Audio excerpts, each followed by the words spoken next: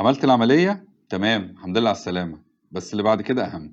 عمليات الدعامة في حد ذاتها كعملية جوه أوضة العمليات بسيطة، بس الأهم من ده المتابعة اللي بعد كده والعلاجات والغيارات والمتابعة المستمرة مع الدكتور. ليه؟ لأن معظم المرضى اللي بيعملوا عمليات الدعامة بيبقى عندهم مشاكل أصلا مرتبطة بالاحتياج لتركيب الدعامة، زي أمراض السكر والضغط والقلب، فبالتالي التئام الجروح عندهم بيبقى أصعب شوية وبيحتاج متابعة كويسة وعلاجات لفترة معينة، فلازم المريض يبقى متابع مع الدكتور بتاعه الفترة اللي هي على الأقل من أسبوعين لشهر بعد تركيب الدعامة. الفترة دي بتبقى أكتر فترة حرجة لحصول الالتهابات أو التجمعات الصديدية، أو إن يحصل لفظ للدعامة بره الجسم نتيجة مشاكل أو مضاعفات لا قدر الله. لذلك لازم نتابع دايما في العيادة مع الدكتور اللي ركب الدعامة لحد ما الأمور تستقر والجرح يلتئم والأمور كلها ترجع لطبيعتها. كان معكم الدكتور محمد سليمان، استشاري جراحة المسالك البولية وأمراض الذكورة والعقم.